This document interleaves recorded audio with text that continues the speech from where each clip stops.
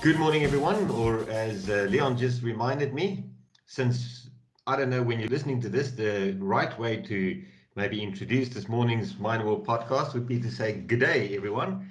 And that's because today we're going to be talking to Leon Cosgrove. Leon is the general manager for MineRP in the Asia Pacific region. He's based in Queensland, in Australia. Just before I jump in there, thank you for joining us again on the MineRP podcast. It's always a privilege for us to speak with you. And as always, I'd like to remind you that the MineRP podcast is about stretching your mind and about introducing all things new and interesting into the world of mining. So we'd love to have your ideas or your thoughts as well. Please subscribe and comment and tell us what you'd like for us to talk about. So this morning, as I said, at least it's morning for me. Leon, for you, it's quite a bit later, isn't it? Yeah, well, it's in the afternoon, but it's a pleasant afternoon over here. Nice late spring weather coming on, almost summery. Well, welcome again to the MineRP podcast. I think we had you on a year ago when you just started at MineRP, and it's just about a year now since you joined the company, isn't it? Yeah, it's actually a week from the day I joined a year ago. Yeah, but interestingly, I was actually arrived to the company the day before I was meant to officially start. I flew over to the Durandrai sessions in South Africa for the ecosystem gathering. Yeah, it was sort of like I was pretty eager, I suppose, to get there and be involved with all that. So yeah, that's how keen I was to join MineRP. So, of course, this is not your first rodeo, as they say. You've been around the block when it comes to mining and mining technology, whether technical mining technology or more generic technology in general. You've been involved quite a bit. Why don't you just quickly tell our listeners, give us a thumbnail sketch of how you arrived at where you are? Yeah, so yeah, I originally studied to be a geologist. I was a geologist, exploration geologist with CRA, Rio Tinto, back in the late 80s, up in northern Queensland, gold, porphyry copper exploration, typical of Rio, the large target type of things. They're looking for the next Porgera to mine. And then I got very interested when I was working with Rio around the information technology. They were way ahead of the game in terms of bringing in remote sensing capabilities, image processing. I was using a lot of this sort of capability in my day. And when I was comparing against my friends who were out there in other companies, they had no idea what I was talking about. And I could see later on that I was like at least 5+ years ahead in terms of technology I was using. And it struck a real strong interest in terms of computing. I had done computing back in uni, and then I thought, yeah, I really want to sort of take this further and look at how I can combine my geology with the computer science area. But I sort of took a bit of a bent in the business side of things, and I sort of ended up with a Bachelor of Business degree, and I've got more into the information system side of things. Found myself doing a lot of work in material tracking, finished goods, all the business side of thing, and not in the mining geology resource modeling space. I sort of was away from that. So I found myself getting a very broad in the whole value chain, essentially, not just in mining the material, but actually extraction, the processing, the logistics, the selling, the marketing, and all that. So that was when I joined the mineral sands company, RGC Mineral Sands, or now Iluka. And then I went across into BHP, and I did a stint also with Rio Tinto again, back into geology again. I was working as a exploration geologist out near Kalgoorlie for a mining company then, had a little bit of a break from another job I was doing. Also in between all this, I became a CIO of a medium-sized company who had properties in coal projects in Indonesia, and also they had projects in New South Wales as well, and sort of implemented SAP systems and did whole digital transformation for them. But a lot of that experience and sort of understanding in terms of that types of approaches actually came from a stint I had working for a automatic fare collection company called ERG. And that's where I learned all about platforms. Yeah, which prepared me for MineRP when I came and joined them. Yeah. But it's also interesting. My impression is, as I meet many mining people around the world, that geologists kind of do have a natural affinity for data systems and working with data sets. I've seen many geologists venturing away from core geology, but using those data and analytical skills to kind of transfer into the more generic world of understanding the impact of different data sets on each other and kind of, if I may say so, connecting the dots. Yeah, well, that's right. Really, it's at the beginning when you're sort of looking and exploring. It's a puzzle. It's an investigation. You're working with the unknown at the beginning, and then trying to bring together what is common, what's the pattern, what's happening here. You use a lot of models in terms of like deposition models, the ore formation models, and then you play a lot in terms of saying, oh, how is this fitting? What's this doing? What's the structure is doing, and how it's doing. When I started, there's hardly any decent sort of computing capabilities in terms of three-dimensional modeling, those sort of things that we have now, and the capability that MineRP provides. It's a completely different world, and that's sort of over 30 years. The change has been incredible. So here's an interesting question. Maybe just before we jump or we continue with the rest of your story, you are comparing the different technologies to each other. But do you think that the way that geologists approach their job has actually changed, or have they just been able to do their job digitally now? Because we all hear about digital transformation, and then we see a lot of systems that capture data and report on data, and that's all fair. But John McGannon has an interesting saying. He always refers to this as quicker pencils, and we're still using pencils. It's just faster pencils now. Or have you seen real change in that world? I think geologists have always been very open to new technology, and so they've probably been on the cutting edge. I think, sort of blowing my own trumpet here, but yeah, we do look for opportunities for innovation. You have to. You got to find a new way of opening up that ore body, understanding it, and you'll go and try to find every tool available to look to do that. Increased ore body knowledge is really where the value lies for a mining company. I mean, if you're able to describe or to model it better than your competitor, you're going to be so much better off immediately. Oh, and that's right. And then if you get that understanding, and especially in, say, a region which you applying a particular model to, and you get that insight and understanding in terms of what's this doing, then all of a sudden you're ahead of the game. You're able to then say, look for other familiar patterns and out there which can lead you towards that next other ore body that's nearby. You sit and wait until they drop the ground, and then you dive in there, knowing that there's that possibility that they've missed something. And it's a very, very much a predatory game sometimes in exploration geology. It's not unfamiliar actually to software, really, when you think about it. So yeah, no, you're right. You're right. So after those ventures, then as a geologist, how did you end up, getting into contact with MineRP, or how did you get to meet MineRP? I was a colleague who I was working for. I had a stint in consulting with SI companies, a company called Wipro, and George McCulloch, who had experience with MineRP beforehand, was very keen for us to participate and collaborate with MineRP. Mm-hmm. And which we did. We had a great opportunity with BHP Coal at the time, back in 2016. And I worked really closely with the guys, with Andres and Bruce and the rest of the team. And it was a great experience. We came out of that with a really solid respect for each other, in terms of both the companies and what we provided, and also as collaborating together. And I then took an opportunity to go to Canada with Wipro at the time, and lo and behold, most of the whole exco of MineRP ended up on my doorstep.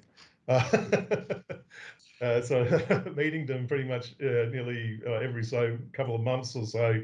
And I sort of became the local rugby organizer for MineRP to arrange tables at the local Aussie Kiwi expat pub to watch South African games and the spring tour and whatever else was going on at the time.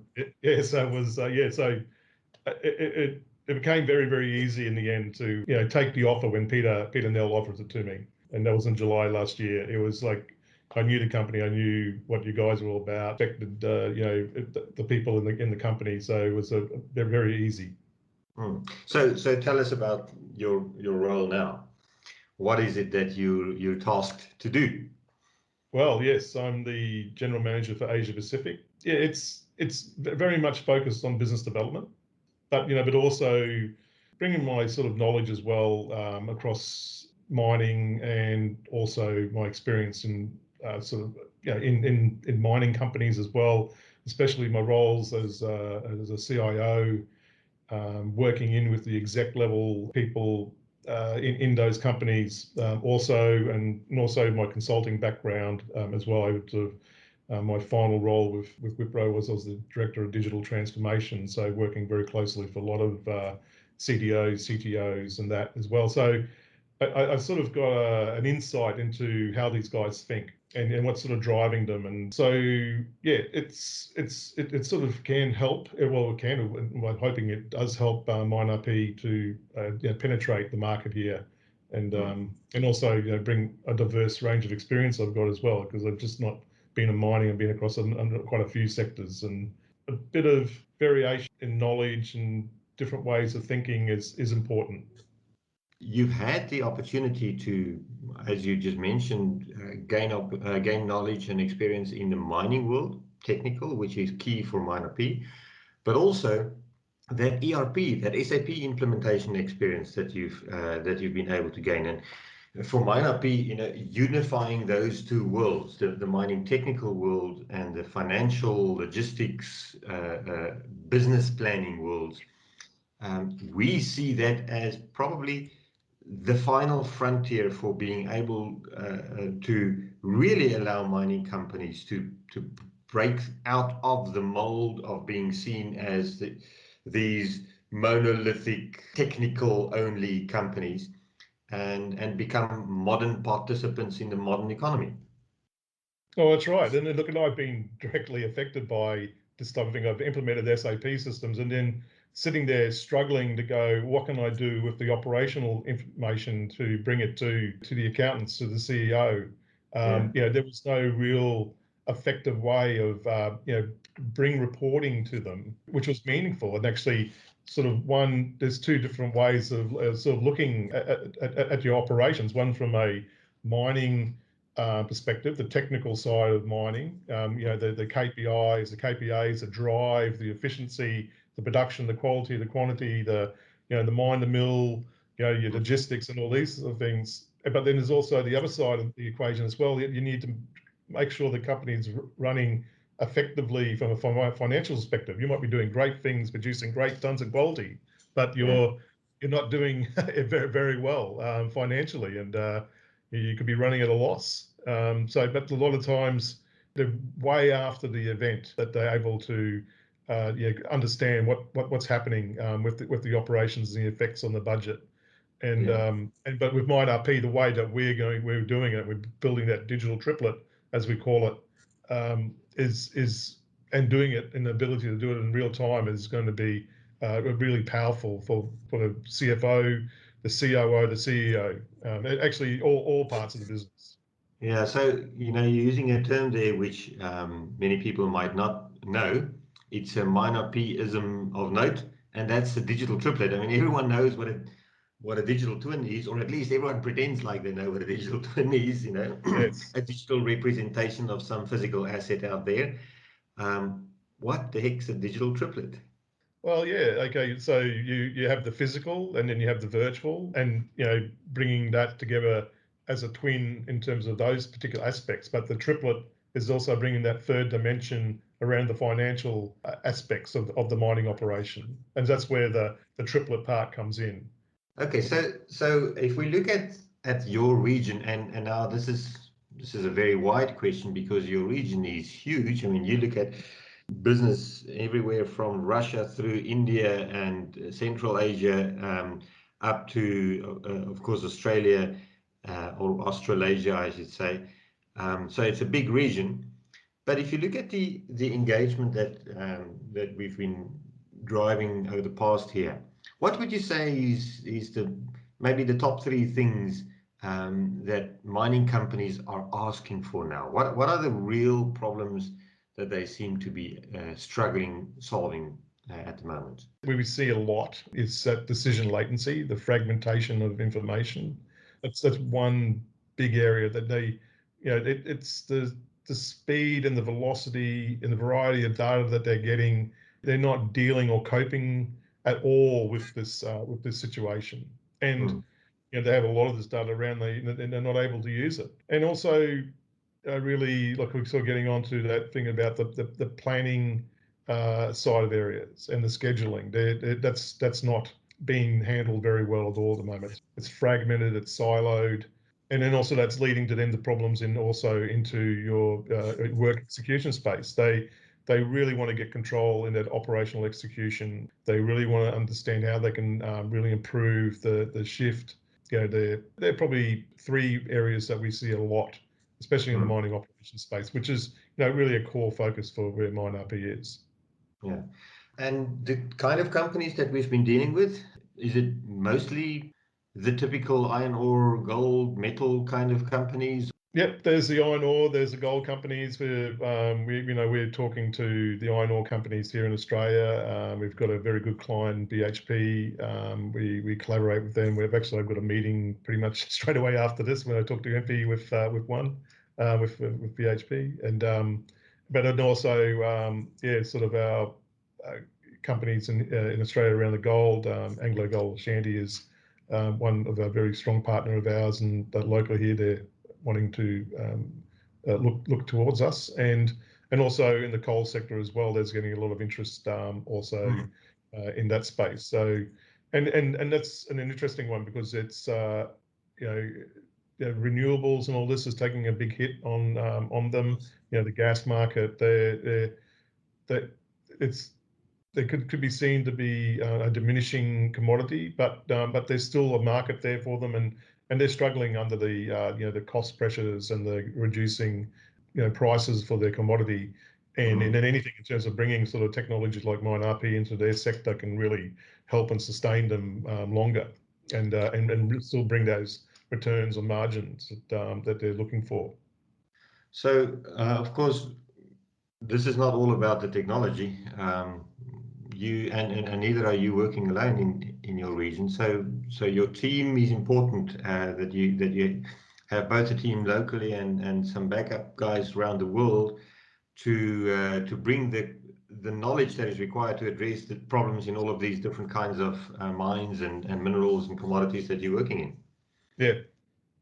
No, I have a good team here. I'm really proud of my team, like Yolani and Hannah and Adrian and Candice as well. Who runs our financial side of things. But they've been great. Me coming to the team, they've been really great supporting around all the initiatives that we're going. They've been really working diligently. At the moment with the COVID situation, they're all working from home. The guys with families have had to deal with homeschooling, little kids walking in on meetings. You can see the frustration levels with some of them, but they're champions, and they've really got through it really well, and really they've really got solid skills and knowledge as well. Here in Australia, but also from the guys in South Africa. Just the opportunities we've been working with and the demos within the sales development area. They've just been outstanding in terms of the quality and the thought processes and thinking that's gone around things. Sometimes we've probably gone a little bit too far, if I hold them back a little bit. No, but it's just been great though. Just sometimes, it's fantastic. And then, of course, as you just said, in 2020 and your first year with MineRP has brought us the whole pandemic. Thank you very much for that, Leon. Yeah, so I would not have picked this thing happening at all when I joined in October. I was actually in China and towards the end of October, and didn't even know that was on the radar. It's that's when it's sort of all bubbling away at the time in Wuhan, and yes, yes, who would have known this would have happened? Yeah, look, we've been hit. We were hit at the start. Like in March in Australia, companies shut projects, they put a hold on projects. They're adjusting to a new normal. Our access to clients sort of got slowed down. There was restrictions on border movements. Free movement of personnel, getting hold of people has been hard. And also the business development process has slowed a little bit as well. But other companies I've talked to are all in the same boat. So we're all sailing in the same the same boat in the same direction. I've also found that, or seen that, if it were only one country or one continent maybe that had suffered from this problem, then maybe we might have seen even a bigger impact on individual companies. But what we've seen is an interesting kind of joint, everyone taking hands together around the world, saying, you know what, yes, we're in this, but no one can hold their breath for a year. So we're going to make this thing work, and we're going to see how we implement software remotely and address process optimization problems remotely, etc. Things that mining companies would have previously said, no, you can only do this while you're here, and you've got to actually touch the ground here and so on. And that's interesting how we've kind of transitioned to virtual, not only MineRP, but the whole industry seems to be that much more accepting of doing things remotely and virtually. I have to agree with you. Like, that's the one big thing. That's one thing I was about to say. Yeah, there's just the whole remotely working remotely. A lot of senior management, they understand the digital now, Zoom, Teams, whatever out there, Mural for workshops. They're embracing every single thing you can find to keep their businesses going. And I think it's really changed their mindset. The previous norms that they had. I've heard of plenty of managers who said, I would never have allowed my employees to work from home, and now they've just embraced it completely. It's just turned 180 degrees. And the smart companies, the really smart ones, are really embracing the moment to change. They're really taking the moment to transform. And like even with MineRP, we've done that. We've really gone along and gone to the virtual workplace with our internal people, with the clients. We're collaborating really well between all the regions. So just my team here is just saying how great it is. Just the level of collaboration, it's gone up another notch. And I wasn't saying that we're collaborating before, but it's just gone to to another notch. If we can only figure out this niggly last thing, namely time zones, that might help a lot. Yeah, well, that's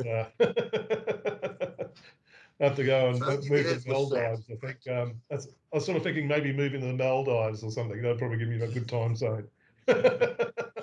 Yeah, then take advantage of virtual Earth and go for the tropical spot to spend your time. As long as there's internet, you can do the job.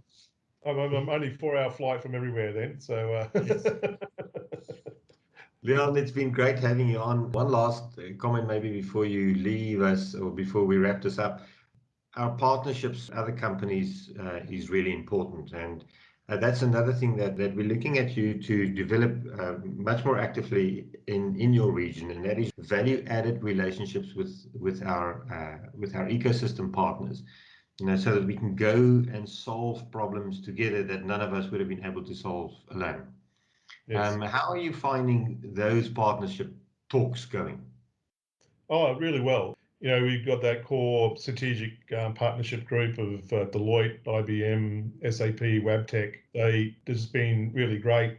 Just the collaboration between Deloitte here locally, especially sort of getting the understanding of the coal sector, and that has been really beneficial. IBM in Russia, we wouldn't been able to get where we were getting to, especially with the opportunities we have at the moment without them and the assistance they're doing there.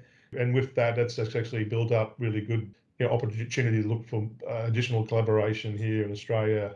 SAP has always been a long-term partner, and we're constantly talking to them and Wabtec as well. They're really important sort of work we've done with them in the past here in Australia, but also over in South Africa, which we've looking to sort of bring further into the market here. Just recently, I just gave a presentation on where the GE CAD system was integral part of the Humsberg smart ore movement technology that we developed there. So yeah, we've got some really good stories to tell with the collaboration we have. Leon, thanks a lot for that, and happy 1 year anniversary, 1 year birthday.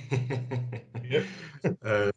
New birth here at MineRP. Been great here. It's great to have you as part of the MineRP team, and to you and your team, the best of luck for the year ahead. And let's all trust that that'll be, dare I say, less interesting than 2020, but more effective even, if that's possible.